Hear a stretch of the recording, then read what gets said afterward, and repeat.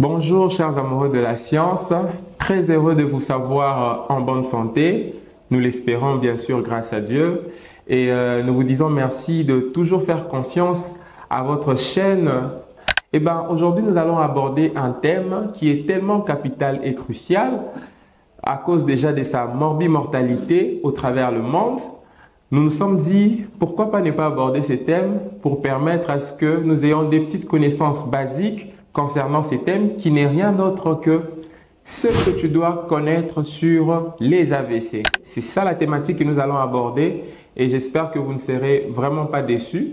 Et comme nous avons abordé une nouvelle méthodologie de faire les choses, nous serons bilingues, ça veut dire Narolobape Mwanda Mbuna Lingala, pour permettre à maman ou à Bagata, à Lisala, et permettre à papa ou à Kalamu, na Kingabwa, à comprendre nini le sengeli akanga na o etali ba AVC topé na lopoto ba lobi accident vasculaire cérébral.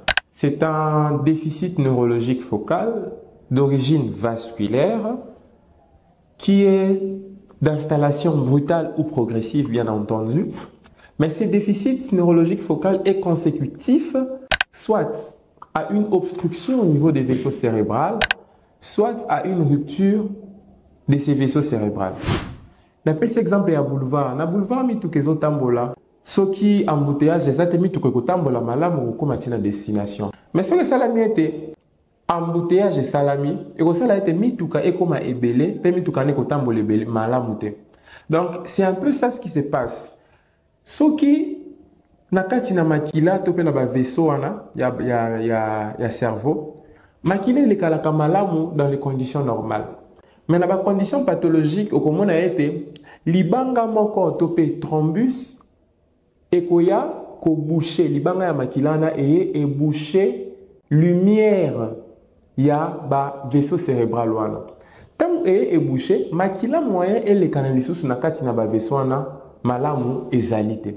Et que ça a été place topé territoire oyo makila wana fallait kende pour ekende ko nourrir pour ekende ko perfuser territoire ya cerveau makila wana ekokoma susu malamu te pe soki makila ekomi malamu te place wana oyo bana ekozela makila ezwi makila te ekokota na souffrance te kokobana kosouffrir pe soki ekoti na souffrance et souffrir ekokoka souffrance wana te ekobanda kokufa et yango nde se traduire par signe clinique oyo tomonaka soki moto asali AVC to pe soki eza place wana eza bouché te vaisseau que yipé ko katana par exemple na baka ya ba hypertension makila zo yana pression makasi pe vaisseau ekoki ko supporter pression ya makila wana te pe vaisseau et s'éclater et panzani makila wana ezo sopana wana ekosala ete makila mususu pe ekoma bisika o esengela ke koma te pe esika wana pe ko souffrir.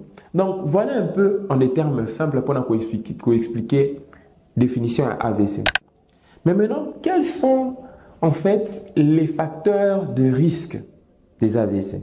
C'est très important de les savoir parce que c'est même ça l'objectif de ce que tu dois savoir en ce qui concerne les AVC. Nous avons des facteurs de risque modifiables et des facteurs de risque non modifiables. Pour dire, facteur modifiable, ça veut dire on peut agir sur ces facteurs pour prévenir la survenue des AVC.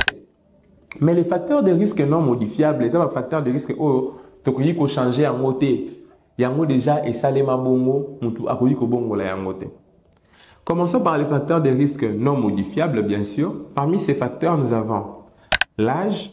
Vous allez remarquer avec moi que les personnes qui ont un âge supérieur à 40 ans sont plus prédisposées à faire des AVC que les personnes qui ont un âge inférieur à 40 ans. Pourquoi? Parce que bien entendu, après 40 ans, nous assistons déjà à des phénomènes de remodélage au niveau vasculaire.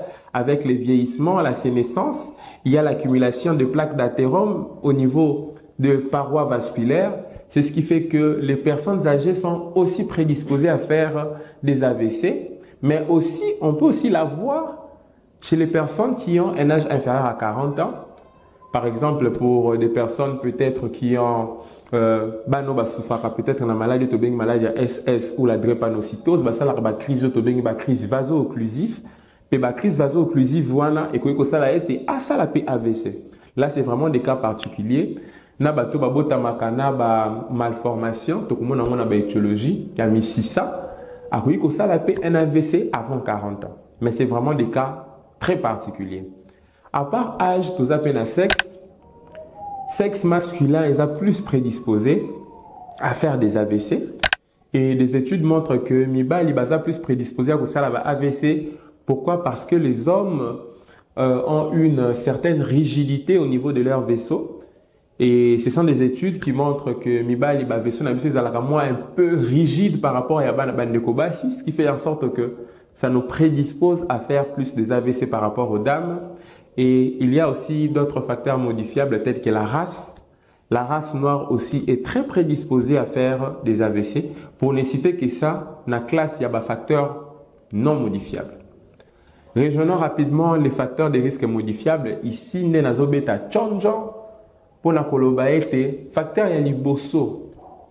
O eza modifiable, o eza entraîné ba AVC na mokili.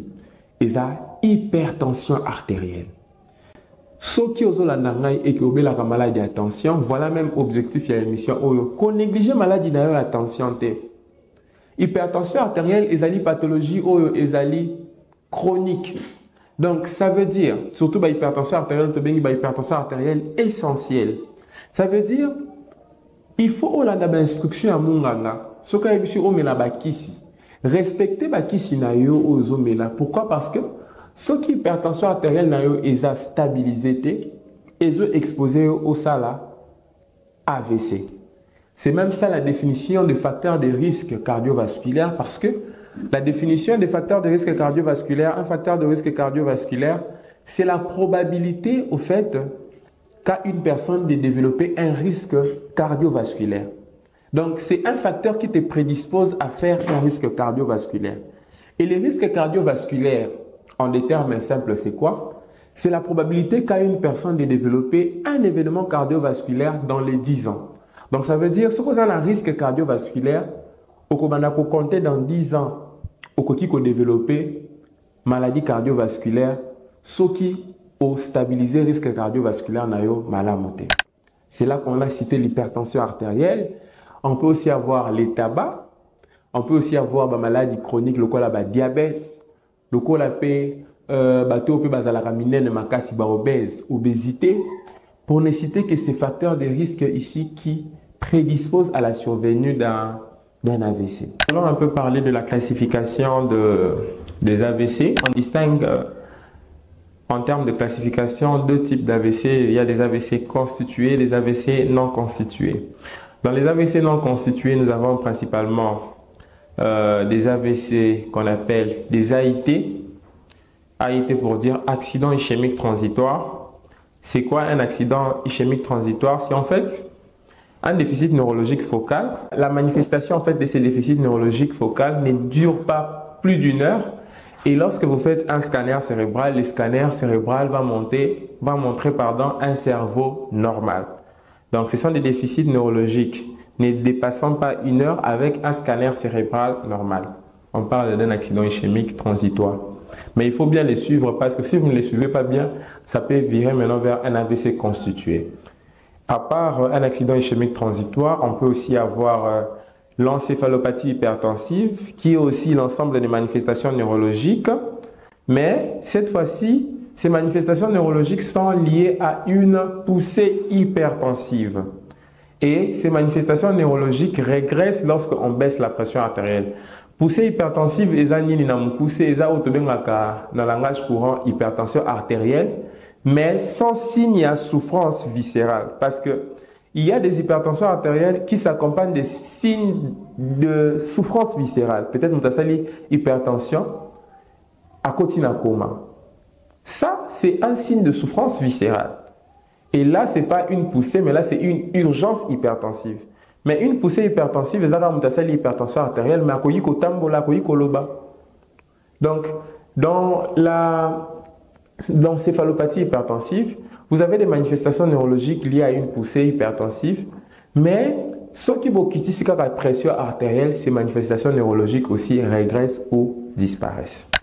Ce qui est un signe kozanga te ko kende na lombangu na hôpital pour consulter médecin traitant na yo topé munganga oyo alandela kayo okoyi komona ngoi pa papa na yo okoyi komona ngoi pa mama na yo il faut okima na lombango na l'hôpital pour ba zwa ma malade en charge parce que prise en charge de AVC est dépendaka pe na rapidité il y a processus soigné à prise en charge. Et ben dans la clinique nous avons premièrement une déviation de la bouche.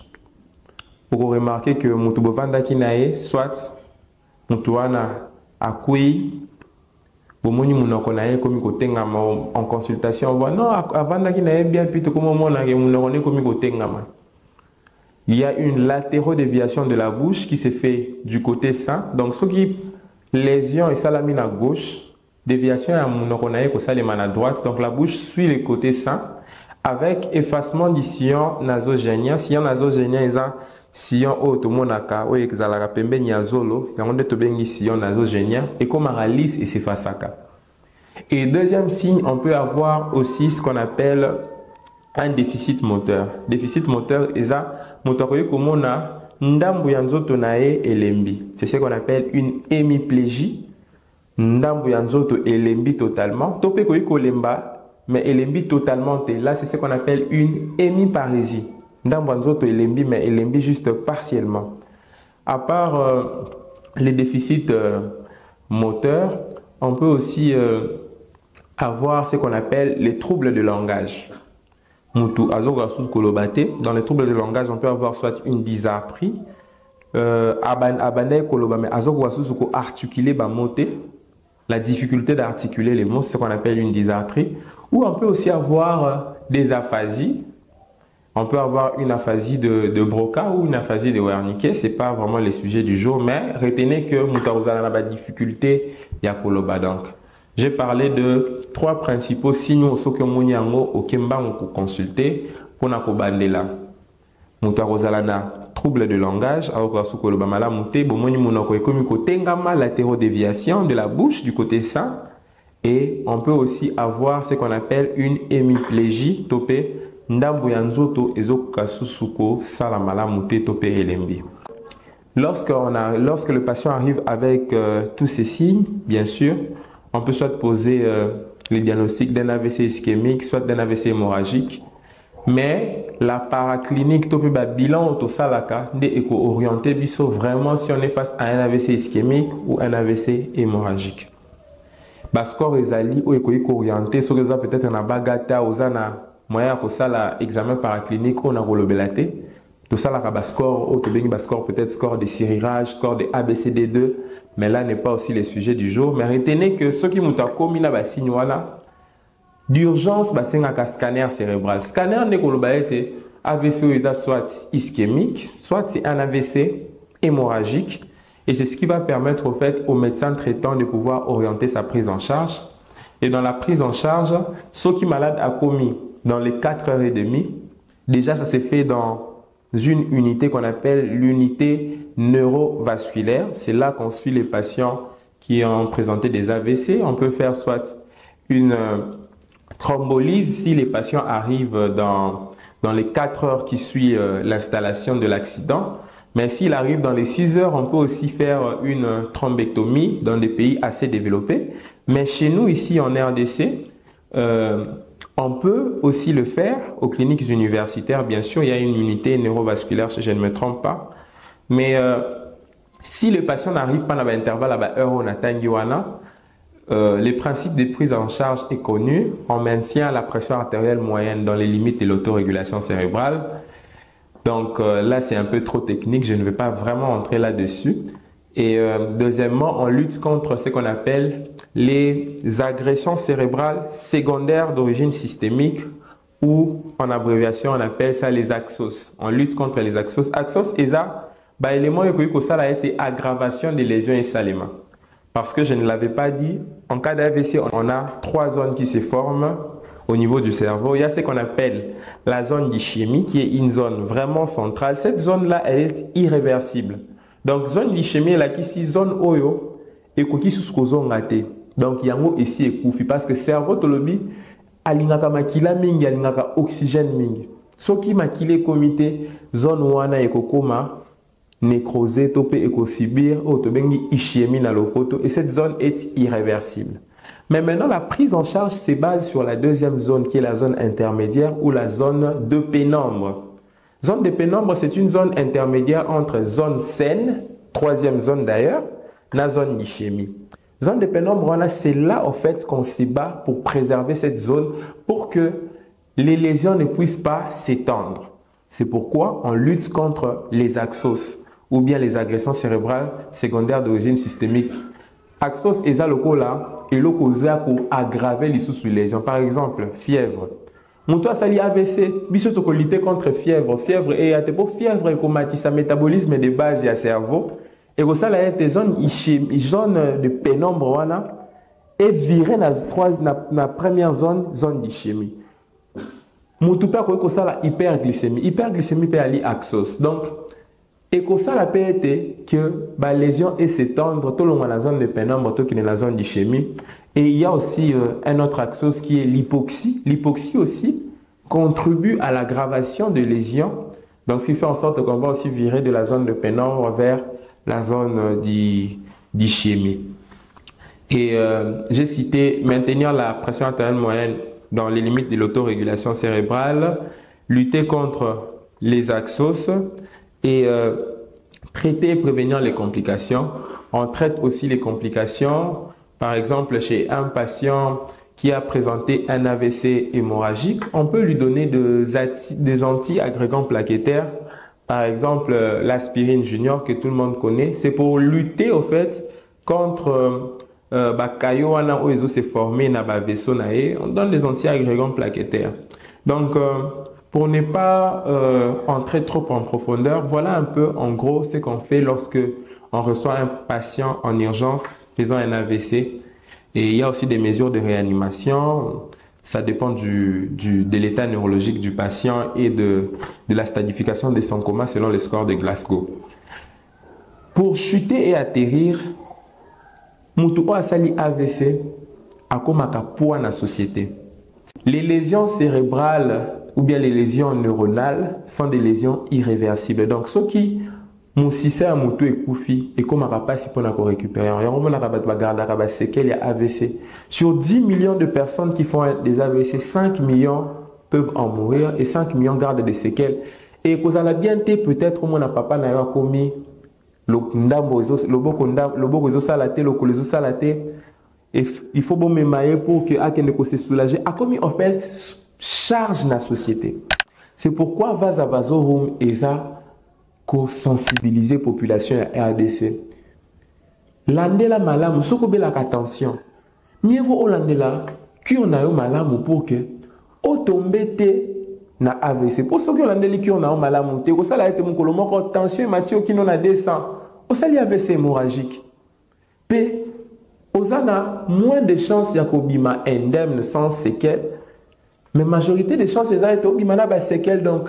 Ndambu ya nzoto ezo salate okomi charge pour la société musala ko kende sous malamu te o garder paralysie et wana e ko sala ete okoma charge pour la société. Alors nous sensibilisons la population aux diabétiques, landela traitement dans malamu, aux hypertendus, landela traitement munganga pesio malamu pour que okoma te na stade oyo to ka sous ko récupérer te wana komi kaka kiné komeka kozongi sa partie ça salate mais moins de chances pézali qu'on récupérer ceux qui n'est bandi vraiment attend. Ceux qui n'est bandi dans mon retard et comme il placebo ou qu'on récupérer.